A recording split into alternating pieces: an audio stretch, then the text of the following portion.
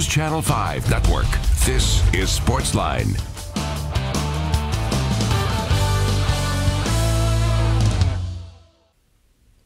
Hey there, Sportsline on your television. Steve Layman here with you. Glad you are here with us on this Tuesday night on News Channel 5 Plus. So much going on in the world of sports today, and we will get to it all tonight. We want to hear from you guys as well because so much is going on. We'll start with the Tennessee coaching search. We had a big discussion last night about the debacle that essentially went down with Greg Schiano. We can certainly continue that discussion because I know there are a lot of people who have significant thoughts about what happened, why John Curry went out and tried to hire Greg Schiano, why the fan base reacted the way that it did. We can certainly get to that on the program tonight. But there's new news in this search today. After that situation blew up in Tennessee's face, they've seemingly regrouped their search at this point.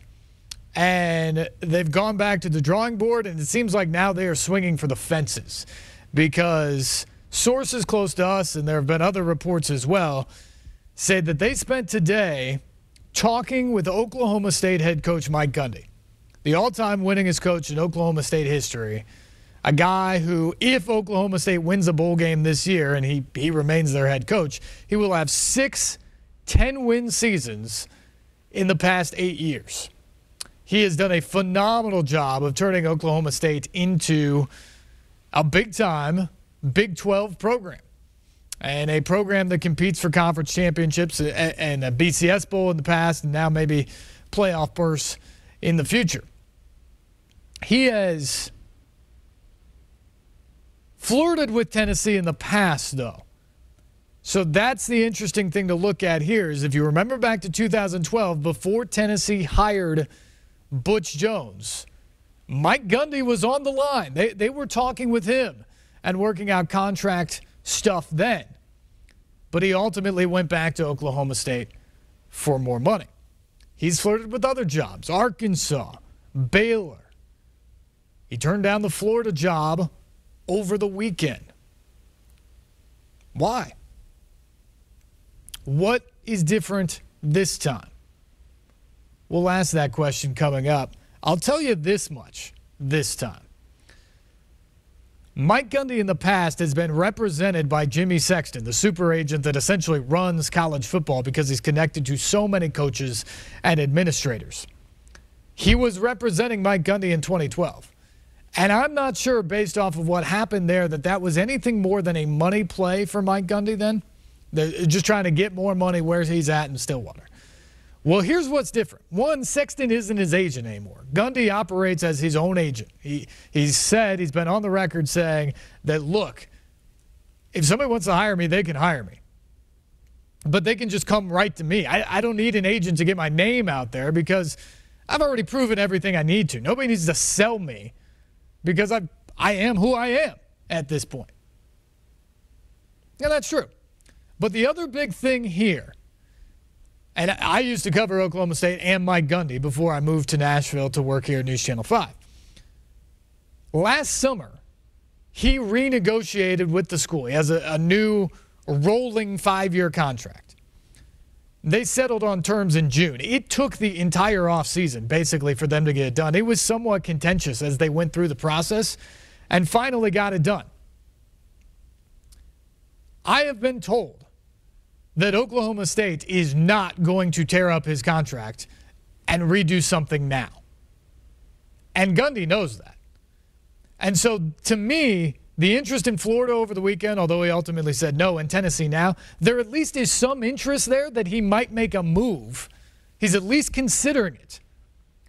Because he's not going back and getting more money. This isn't well, Tennessee's offering me this. Can you give me this to make me stay? Which may very well have been the case 5 years ago. I don't think it's the case now. I think he's listening. He's going to take the pitch, and he'll decide what's best for him. And we'll find out. Nathan Thompson, my old colleague in Tulsa, sports director at Fox 23 Television down there. We're going to get him on the line in just a second. Taylor, if you want to go ahead and do that with the number I gave you. We'll talk to him because he's got an interesting perspective on that. But first, let's get to a caller here on line one. Let's go to Chris. Chris, thanks for the call. You're first up here on Sportsline tonight. Yes, sir. Steven, can you hear me? I can. Go ahead. Look, I've been a UT fan for several years now. I've lived here for 4 years up in Stewart County, and I ain't ever seen a program go through this much diversity. And I really think they ought to call Bush James back and get him back, because he wasn't done building, laying the bricks. You want him to call Butch Jones back at this point and tell him we screwed up and you're our coach again? Well, I may be the only one, but yeah, I do, because he wasn't done laying bricks. I don't think they gave him enough chance. Well, I think you are probably in the minority there, Chris, and I appreciate the call, but mainly at this point, there's just no way you can go back on that. I mean, it's like calling up Greg Schiano today and saying, Greg, our fans, they kind of overreacted, but ultimately we were right the first time around, and we want you to still be our head coach. It's just an untenable situation either way. You certainly can't do that with Schiano now, and you can't do that with Butch Jones. I mean, you fired him with 2 games left in the season because you said he was so done and he'd lost the way of the program. And I think that's right, by the way. I think he had lost the direction of the program. And you can say that he maybe needed more time, but he had 5 years. He had good recruiting classes.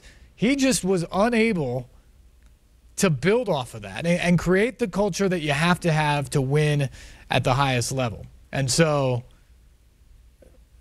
there's just no support to go back and do that, and I think it's frankly impossible. When you fire a guy with 2 games left in the season, it's over. And it clearly is, and that Tennessee staff is on the way out the door, and they understand it. There will be a new coach coming in with the new staff, and that guy will be charged with taking the players that they brought in and building this team up and building a new culture, creating a new environment there. That's one of the things I said last night on this program. You want a coach, ultimately, that your players are willing to run through a brick wall for. You want those guys to go 100% for him at all times. Towards the end of the Butch Jones era in Tennessee, players wanted to punch a brick wall after talking with Butch Jones and after playing for Butch Jones and team meetings and various things like that. You can't have that. That's just not healthy, and that is the situation for Tennessee football and has been now for probably a couple of years. That's what you're moving on from. And you've got to find that guy that can get the juices back flowing again, get the excitement back in the fan base and certainly in the players.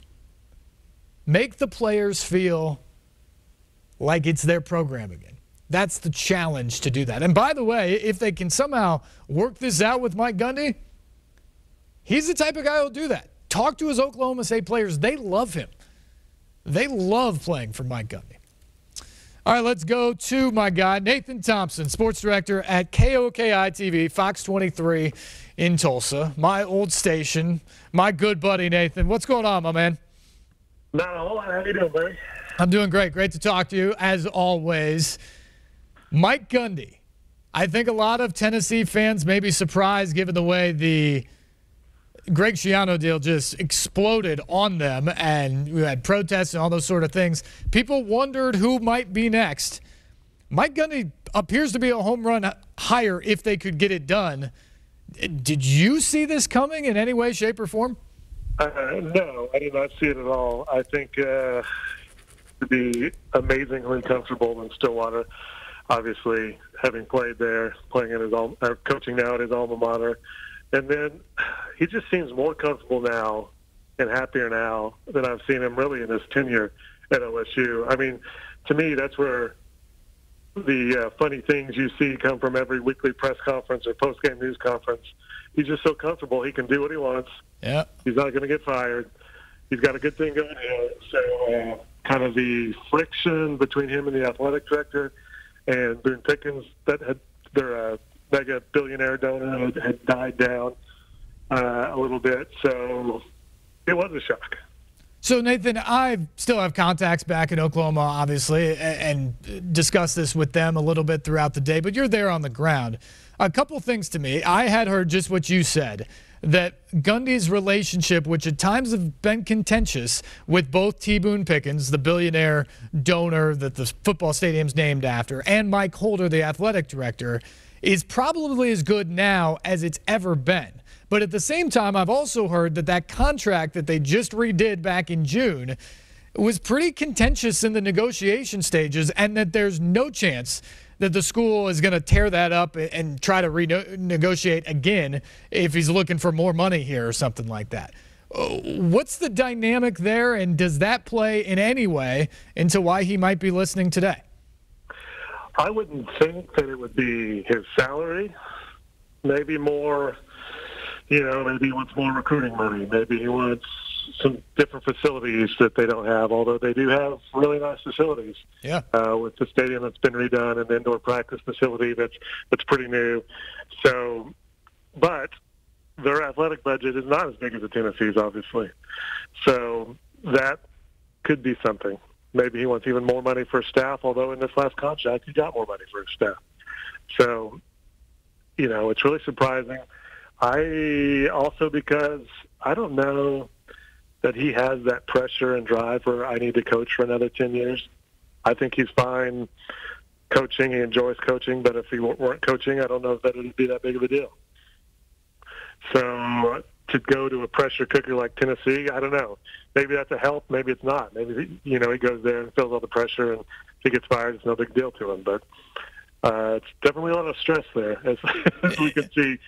Last person they almost but didn't hire. I think stress is an understatement in terms of the next coach walking in. There's a ton of passion, but with that comes a ton of pressure from the fan base, no question about it. So here's what we essentially know today, that Tennessee officials had worked some back channels on this. Peyton Manning made a call to Mike Gundy at some point. I've heard that call went very well, so they circled back on this once the Greg Schiano thing went down as poorly as it did. I imagine there was a dollar figure in there that maybe piqued Mike Gundy's interest, but they went down to Dallas. They met today. He walked out of that meeting, and from what I've heard, he was given some time to think about it, but not necessarily an offer. What do you think is going on now for Mike Gundy? What's he debating right now? Well, kind of what we were talking about. The number, some people are saying double his salary. So right. The amount of money obviously is something you think about. How important is that to you for someone who has a ton of money already, living in a community where the cost of living is extremely low? How important is that money to you if you're already making $4 million a year? But it could be. Maybe you want to set your family up for the rest of their life, your extended family. So that could be an option. And then maybe how OSU reacts if they do kind of get him some of the things that he's wanting besides even his salary. So I wouldn't expect OSU to give him a bump in salary, but if he can get some of the secondary things that he's wanting, that's something to think about as well. And I think it all comes down to is what do you want to do? How do you want your legacy to be? He's a guy that played at OSU.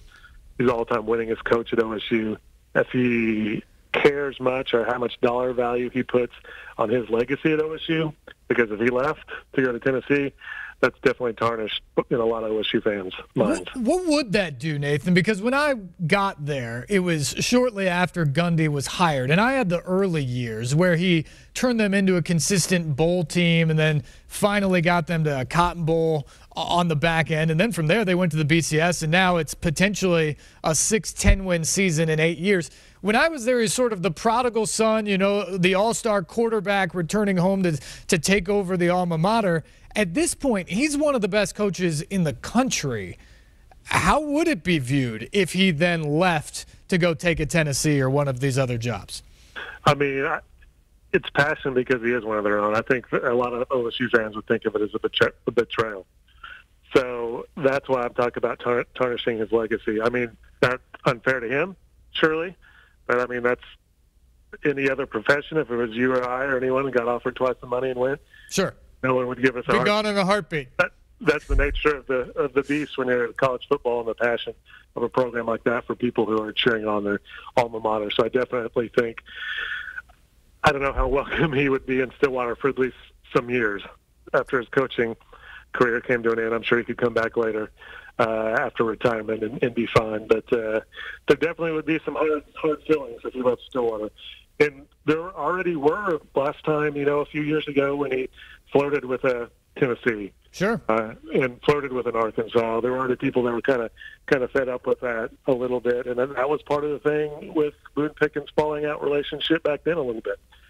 So I don't know that they thought this was over with when they re-signed that contract in the summer. Is there signed in May, and it was official in June. Is there something, Nathan, just about his personality? And again, I haven't been around him on a day-to-day basis for over 7 years now. He just seems so sure of himself. And as you mentioned, this year he seemed even more sure of himself and safe in who he was and his position in Stillwater and at Oklahoma State. But is there something about his ego or his personality that craves this attention yearly? Because, this really has been like an every off-season type of thing where his name has come up somewhere. I would think mostly sometimes it's been negotiating. Sure. To either get the raises or to get the secondary things we've been talking about. Sometimes it's just, if someone wants to offer you a job, you listen to them. And then nowadays, especially with social media and things like that, it's tough to keep any of that quiet. So if it happens, you hear about it, and you hear about it, it goes viral, and you hear about it all the time. I'm sure in years past, before all this, that a lot of coaches took meetings or their agents took meetings, and maybe you never heard about it. But you're hearing about it with Gundy. I guess your question is, why are you hearing about it? Someone's letting that loose. And I still think it's mainly about negotiating. I wouldn't think it would be necessarily an ego thing.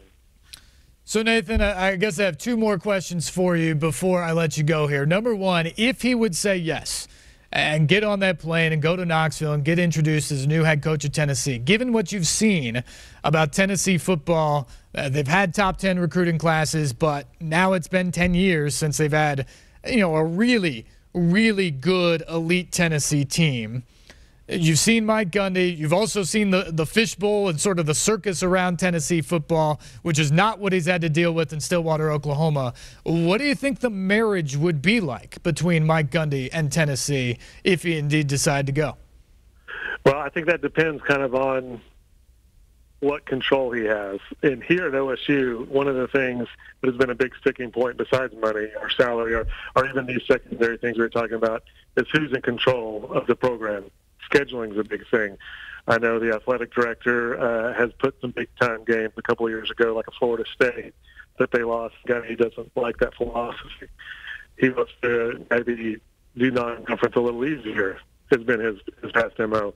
So if he's having to fight the athletic director like he's had to do here, then it would be rocky probably, no matter where he's at. If they say, we're going to give you this money and we're going to give you total control, you get to do the scheduling, you get to do everything, then I would imagine it would be fairly smooth sailing. But he's also never been in a market where you have those 100,000 fans that show up every game and are going to be critical to you. They're not somebody you're not somebody who's the person who played there, so you don't get as much leeway. So it would be a different kind of environment for him. And if you'll remember, he's a culture guy about establishing a culture for a program. When he took over OSU, it wasn't immediate success. He was coming after Les Miles, where they had some good seasons. It takes some time to instill that culture. How much time does he get in Knoxville? Yeah, no question about it. It is a very different type of an atmosphere for sure, and they're going to expect him to come in and turn things around and turn that culture around right away. I think John Curry, the AD, is an interesting personality match for Gundy right now as well, although he may be an interesting personality match for Vol fans at the moment as well. So final question for you, Nathan. Look into your crystal ball, 24 hours or 36, 48, whatever long it takes. Is Mike Gundy coming to Tennessee or once again going back to Oklahoma State? I say he's staying at OSU. Even if they did offer him that much more money, I think he stays at OSU. I tend to agree, but I also think, I'm interested in your follow-up on this, I also think there's something to this that maybe there wasn't always in the past. He's at least listening to this one and not necessarily just to get that raise or get that next thing. I get the sense he's actually mulling this one over and thinking that I might make this move. Yeah, I mean, you have to listen to it, especially when we're talking about dollar figures. We're talking at Tennessee, who, I mean, a lot of people, especially people who have been in the game a long time and kind of grew up with Tennessee as being a power, even though they've been dormant for a while, you think of Tennessee as a sleeping giant. Yep. So anytime you have that many people that are interested and you can sell that many tickets every Saturday, I think it's fair to think of them as a sleeping giant. So certainly there's some part of you that maybe, if I'm the man that turns that around and wins a conference championship, a national championship at Tennessee, it definitely cements your reputation as one of the top coaches in the game. Well, if he did that, he would get a statue. There's absolutely no question about that on Knoxville or on Knoxville's campus. Nathan Thompson, Fox 23 in Tulsa. Keep the place warm back there, my friend. Always good to talk to you. All right, man. Nice talking to you. Thanks. All right. See you, Nathan. Great guy. Former co-worker of mine at Fox 23 in Tulsa, and always on top of things there when it comes to Oklahoma State or Oklahoma there in the great city of Tulsa. We got to take a break here. When we come back, we will get to your phone calls. Phone lines are open, 737-7767. What's happening with Mike Gundy? What's going on with this coaching search for Tennessee? Can they possibly pull a rabbit out of a hat? We want your thoughts after this on Sportsline on News Channel 5+.